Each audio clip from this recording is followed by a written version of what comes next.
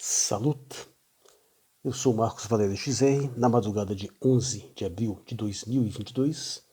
E por que é importante falar sobre essas eleições presidenciais na França?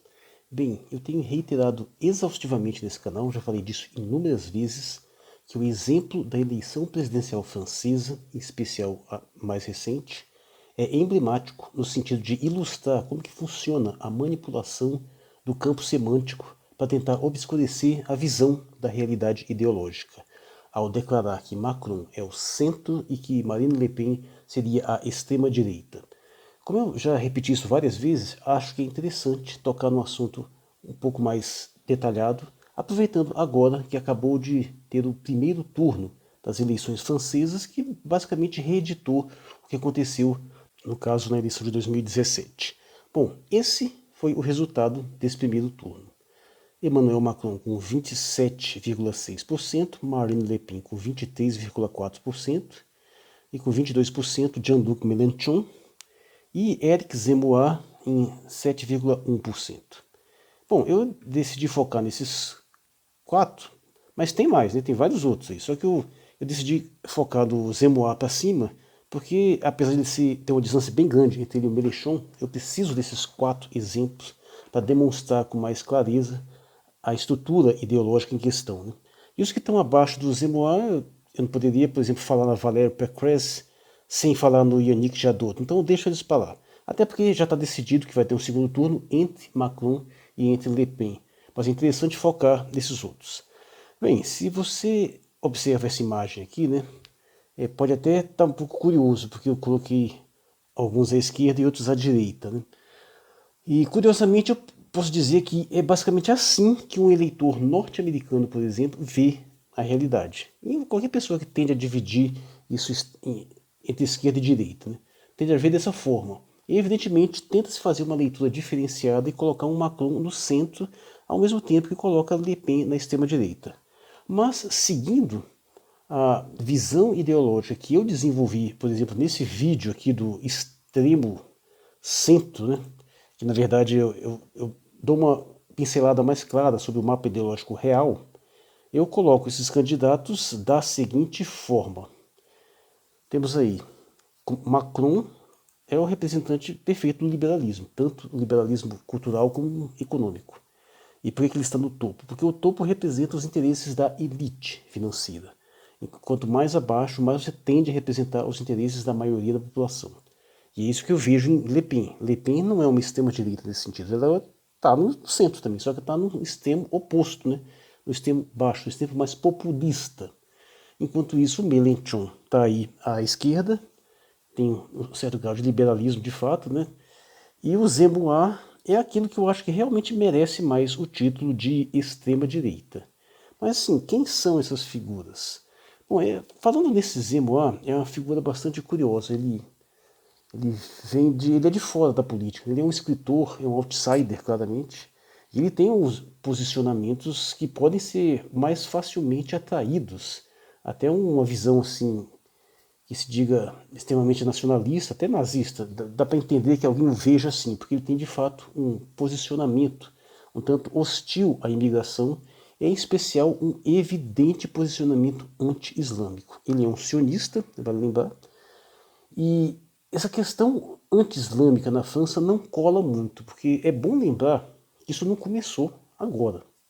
Não é porque recentemente começou a ter muito imigrante. A relação entre a França e a África, em especial, é muito antiga. Vê que a França é muito perto da África, ali bem em cima. E essa relação, especialmente com a Argélia, com o Marrocos, é muito antiga, é muito orgânica. Então já tem uma espécie de amalgamento entre essas culturas ali há séculos. E esse posicionamento do Zemmour, ele acaba não sendo bem visto porque tem uma grande quantidade, uma comunidade ali de origem africana, e também porque tem a simpatia gerada por vários, especialmente pelos setores progressistas. Né? Nesse sentido, a posição da Le Pen é mais lúcida, porque ela tem um certo preocupação com a questão da imigração, mas não é no sentido tão hostil quanto o Zemmour, que quer, por exemplo, cortar vários programas sociais, quer impor várias restrições. A Le Pen tem ela é um pouco bem mais moderada nesse sentido, apesar de que tem uma preocupação também com isso. E o Zemmour pode-se dizer que ele é alguém um pouco purista, alguém fácil de ser acusado de racista, procurando assim, uma França mais branca, uma França mais profunda. Então é um discurso que não pega bem no imaginário francês, a não ser por esse nicho ideológico, não é à toa que ele teve 7,1% das intenções de votos.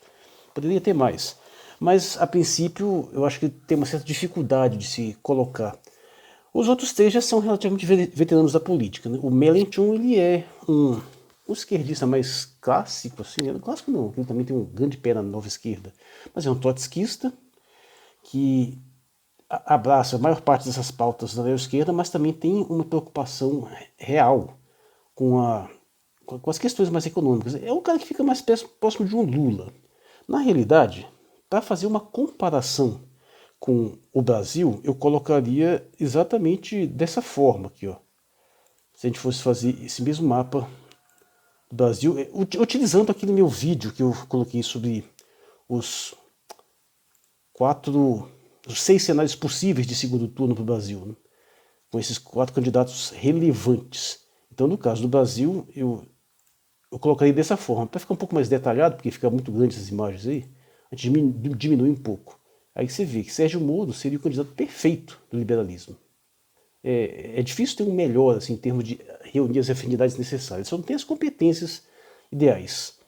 O Lula é aquele caso, de fato é uma pessoa claramente à esquerda, mas tem uma certa proximidade com o liberalismo, não tanto quanto o Bolsonaro, que tem muito mais, politicamente inteiramente liberal, só não é mais porque ele, tradicionalmente, em si, ele não é, mas o Paulo Guedes é totalmente liberal. Paulo Guedes e o Ciro Gomes ficaria assim, mais próximo dessa posição, mais à esquerda, claramente, apesar de estar sendo vendido como uma espécie de direitista, né? Já tem gente falando em extrema-direita, Ciro Gomes, que baboseira completa. Ele é um cara que está bem mais alinhado atualmente, já nem sempre foi assim. Eu poderia jogar ele um pouco mais para o centro, mas eu acho que no momento ele está assim porque pela sua adesão infeliz às pautas da neo-esquerda. Mas bem, retomando o exemplo francês, eu creio que o mapeamento ideológico mais claro é esse. Então você vê aqui uma baboseira completa esse negócio de chamar a Le Pen de extrema-direita, e que você tem, de fato, são os que vão agora para o segundo turno, Macron e Le Pen. De uma certa forma, os dois estão no centro desse mapa ideológico aqui, só que uma é liberal, o outro é mais nacionalista. Essa é a grande diferença. E, bom, eu não conheço muito aprofundadamente a questão da Marine Le Pen, né? Mas o que eu posso dizer é que a situação atual ela é bastante ilustrativa, que provavelmente vai reeditar a eleição de 2017. Eu acho pouco provável que a Le Pen ganhe, porque agora todas as forças econômicas, midiáticas, internacionais, ONU, OTAN, tudo vai cair em cima para reeleger o Macron. Porque por um motivo muito simples. A eleição de Le Pen, meu amigo, se a Le Pen se elege, para usar uma bela expressão, a cobra ia fumar, a porca ia torcer o rabo. O negócio ia ser complicado. Tanto a Le Pen, aliás, quanto todos os outros candidatos, além do Macron, já manifestaram claramente a intenção de sair da OTAN, o que seria um baque significativo se fizesse isso. E tem adesão popular essa ideia. Pode até ter caído um pouco agora com a invasão russa à Ucrânia, mas ainda assim é uma pauta bastante popular. E são todos também, como se diz, eurocéticos, né? Eles questionam muito a União Europeia. Eu acho pouco provável, mas caso Le Pen ganhasse e resolvesse sair da União Europeia, que também acho improvável, mas se a França sai da União Europeia, a União Europeia acaba. Simples assim. Existem dois países absolutamente cruciais para o funcionamento da União Europeia, que são a Alemanha e a França. A Alemanha, de certa forma, é o país mais forte, é quem assume o controle, mas a França está em segundo lugar e extremamente relevante. Vai lembrar que, de uma certa forma, a capital da União Europeia é na Bélgica, né, um país de cultura francesa também, grande parte. Então seria, sim, um impacto devastador. E eu acho que o globalismo não pode deixar isso acontecer. De jeito nenhum. Então eu sinceramente acho mais provável, no caso de uma possível vitória da Le Pen, que tenha um golpe de Estado na França. Sinceramente, eu acho que seria.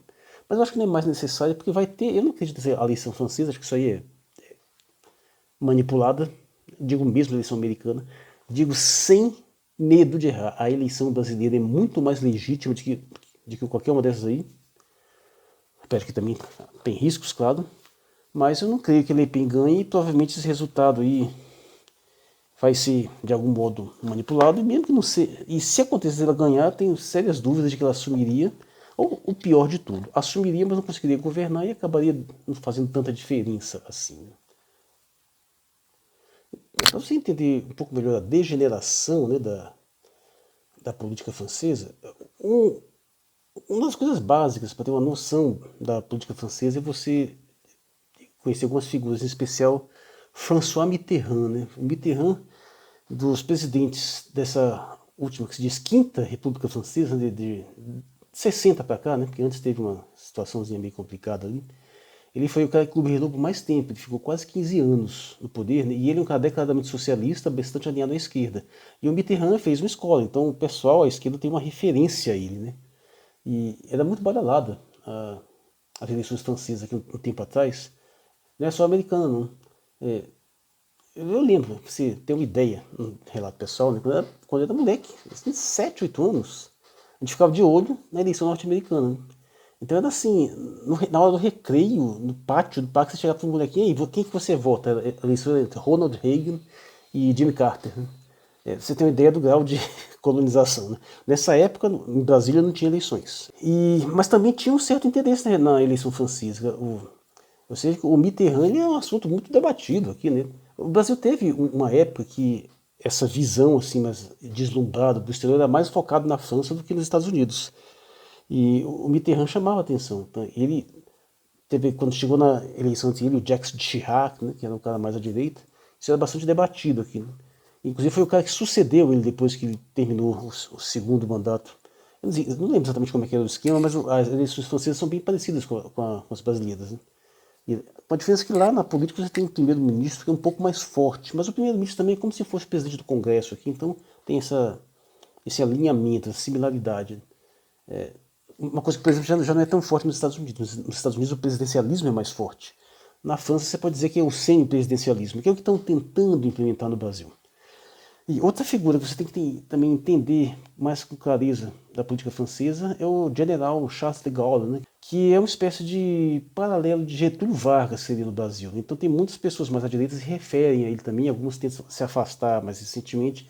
Então tem um background aí de interesses que vão mais na direção de um socialismo orgânico, de mais de um nacionalismo orgânico, e com o tempo tudo isso foi sendo eliminado em prol de um liberalismo cada vez mais centrado, e hoje o Macron representa esse apogeu do liberalismo na França que eles querem manter.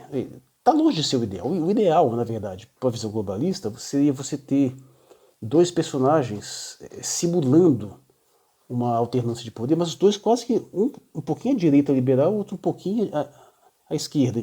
Mas assim, os dois orbitando em torno desse topo liberal. Né? Isso seria o ideal, seria o ideal para o controle globalista. Mas é bom lembrar que a França não é à toa que é a pátria das revoluções, né, da Revolução Francesa. Lá o negócio não é fácil. Até hoje, na França, os protestos de rua que tem quando a população vai brigar por uma coisa séria, não é por baboseira, não é por antifascismo, não é por Black Lives Matter, não. Quando vai brigar por coisa séria, o pau quebra de um jeito que no Brasil não chega nem perto. Essa é dos coletes amarelos aí recente, que foi esse problema todo do Macron, já foi um exemplo, mas sempre foi assim. Quando tem protesto de estudante na França, é guerra campal, é dezenas de mortos, é explosão, incêndio, destruição, toda a parte do pessoal. O povo ali briga. Né? E que é uma das coisas que mantém o país minimamente coeso. Porque quando você vai fazer uma medida impopular, quando você vai fazer uma coisa tipo de reduzir a idade de aposentadoria, aumentar a idade de aposentadoria, mexer em programa social, o cara tem que pensar duas vezes, porque pode ter uma rebelião nas mãos fazendo isso. E como a gente viu aqui no Brasil, desgraçadamente, o pós-processo golpista demonstrou a absurda, a grotesca apatia do povo brasileiro perante ataques brutais contra tudo que tinha de minimamente bom nesse país. E o que aconteceu? Ninguém reagiu.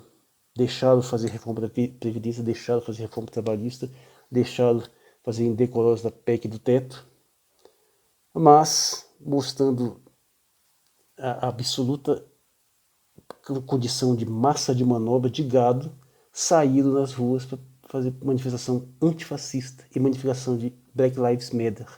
Assim como há tempos atrás fizeram as manifestações coxinhas, né, para ajudar no processo golpista em favor da Lava Jato, para gerar essa desgraça que nós estamos tendo aí. Né? Nós teríamos muito que aprender com a postura francesa, porque por mais que a França tenha bastante problemas, ainda assim é um país mais desenvolvido, um país com status de bem-estar social maior que o brasileiro, com mais oportunidades, que está em decadência, não tem como negar, mas ainda assim tem muitas coisas interessantes a serem observadas. E vamos ver, se acontecesse essa vitória da Marine Le Pen, seria bom demais para ser verdade, mas eu acho um pouco improvável. Eu só não estou totalmente cético, porque da mesma forma como tem forças ocultas manipulando a favor do Macron, eu não duvido nada que a essa altura a própria Rússia já tenha mantido um esquema bastante forte de manipulação eleitoral também para manipular a favor da Le Pen. Não duvido nada disso. Acho que eles estão fazendo isso. E tinha que fazer mesmo, né? Porque afinal os Estados Unidos manipulam a eleição do planeta há décadas e décadas, passou da hora de alguém reagir. Para finalizar, eu gostaria de ler alguns textos meus um pouco mais antigos, de 2017. Por acaso, os dois estão de junho de 2017, que nos permite falar um pouquinho mais sobre essa criaturinha, o Emmanuel Macron. Né? Em primeiro lugar, eu gosto de chamar a atenção para uma assim, antológica reportagem da revista Veja, que é basicamente esta aqui. Ó. Macron e Trudeau, a dupla de governantes fofos do momento. Presidente francês e premier canadense são fortes nas redes sociais, defendem liberdades civis e globalização e seduzem conversão moderninha da política. Só podia ser o Duda Teixeira, né? Isso aqui, né? E olha só que bonitinho. Depois de derrotar Marine Le Pen na eleição presidencial e conquistar a maioria nas eleições legislativas na França, Emmanuel Macron é visto como uma nova esperança para o futuro da Europa. Jovem, inteligente e globalista, Macron gera comparações com outro líder mundial fofo, o primeiro-ministro canadense Justin Trudeau. Os dois representam uma nova classe de políticos que fazem sucesso por serem diferentes da elite política tradicional. Além de fazerem sucesso nas redes sociais, os dois se consideram defensores do feminismo, da globalização e dos direitos das minorias. E aqui fala dos queridinhos do Ocidente. Puta que pariu. Isso só podia ser a Veja mesmo para escrever uma merda dessas, né? Para você ver o nível. Mas isso captura bem a ideia. Esses são os governantes ideais para os liberalismos. Fofinhos, limpinhos, cheirosos. Boiolinhas, para se falar sério mesmo. E por que eu estou dizendo isso? Vamos voltar aqui para a questão do Macron, que eu comentei esse texto aqui nos meus periódicos de junho, que eu primeiro coloquei aqui, esta vejice de ontem bem poderia inaugurar uma nova publicação de liberalismozinho globalista miguxo para meninas adolescentes leitoras da Capricho. O texto fala por si. E, bom, e agora vamos focar num outro texto que eu li há mais tempo, que foi publicado no Facebook também, né? Mais especificamente sobre o Macron, que eu achei um texto bastante emblemático, para destacar esse ponto que eu estou querendo colocar. Texto aqui de 9 de julho. Em 8 de maio de 2017, a Comissão de Relações Exteriores e Defesa Nacional do Senado Federal, cuja sigla CRE, ao omitir o DN, parece fazê-lo de forma bastante apropriada, né? Comissão de Relações Exteriores, né? CRE. Eles tiraram o DN para ter defesa nacional porcaria nenhuma. Liderada por Fernando Collor, realizou um debate público sobre populismo e protecionismo que focou-se na prática em defender a entrega total do patrimônio brasileiro ao interesse estrangeiro. Neste, o sociólogo Paulo Delgado, ex-deputado constituinte pelo PT, afirmou com ênfase que o fato do agora presidente da França, Emmanuel Macron, ter desposado uma professora 24 anos mais velha do que ele é da mais alta relevância, talvez a maior em todo o processo eleitoral francês. Evidentemente, trata-se de uma opinião de teor politicamente correto e progressista, no sentido entorpecido de progresso social típico da nova esquerda e sua verve de desconstruir padrões e combater preconceitos. Que isso seja considerado mais relevante do que a economia, a questão da imigração e todas as urgentes pautas sociopolíticas da França e União Europeia é só mais um tedioso sinal da absoluta inversão de prioridades típica de quem acha que defender o casamento homoafetivo, que atende no máximo ao interesse concreto de 0,5% da população, é pauta mais importante que a deterioração das famílias pelos índices de divórcios e monoparentalidade que atingem praticamente toda a sociedade. Meu Deus, esqueci tipo vírgula nessa frase. Mas vamos lá. A não ser pelo fato de que talvez seja a coisa mais importante mesmo, ao menos do ponto de vista simbólico. A história de amor de Macron e sua antiga professora Brigitte Trogneux, que por sorte não foi acusada de estuprá-lo, é inegavelmente bonita. Mas quando aos 30 anos ele, sem filhos, decidiu se casar com uma mulher de 54, estava optando em definitivo pela mesma esterilidade de Angela Merkel e Pepe Mujica, tornando-se então mais um representante perfeitamente ilustrativo da decadência populacional de seus países. O símbolo apropriado de uma nação que cada vez mais abre mão de qualquer futuro, embora tenha atingido certa maestria em fingir fazê-lo, dada sua incrível preocupação com o progresso social e o combate aos preconceitos, rótulo usado para a defesa cultural dos comportamentos reprodutivos que são por si próprios a única garantia de futuro real. Tudo isso ao mesmo tempo que lidera a dilapidação gradativa de sua legislação trabalhista. Tendo como praticamente único projeto social a destruição de sua própria civilização, a União Europeia, títere do interesse financeiro globalista, poderia de fato ter sua sentença de morte decretada com a vitória de Marine Le Pen. E não é de admirar o esforço monumental em impedir tal fato, no que chamá-la de extrema-direita, enquanto na realidade ela é tão centrista quanto seu adversário, ainda que numa altura distinta do mesmo centro vertical, foi apenas uma das estratégias midiáticas massificadas. Penso que, tal como a França teve um papel crucial no advento da modernidade, com a Revolução de 1789, terá também papel crucial em enterrar definitivamente o contínuo histórico das idades moderna e contemporânea, o que poderia ter se dado numa contra-revolução que resgataria valores tradicionais no sentido de defender o próprio legado cultural que teria como resultado inevitável varrer as tendências sociais suicidas típicas da neo-esquerda. Mas é quase certo que optará justo pela concretização de sua própria eutanásia civilizacional. Pois bem, agora nós estamos de novo aí diante dessa situação similar. Mais uma vez a França tem essa chance. E vejamos o que é que vai acontecer. Se vão colocar no poder uma mulher que pode efetivamente resgatar alguns históricos, algumas tradições e dar algum sentido maior para talvez até ajudar a enterrar uma era liberal, ou se vai reeleger o presidente fofo, miguxo, feminista, globalistazinho, queridinho da elite. Banqueiro e, claro, filhote de plutocrata. Mas é isso. Eu sou o Marcos Valério XR, 11 de abril de 2022. Aqui são 5h40 da manhã, daqui a pouco tem que acordar as crianças para levar para a escola, o dia já está até nascendo aqui atrás. E a revoar.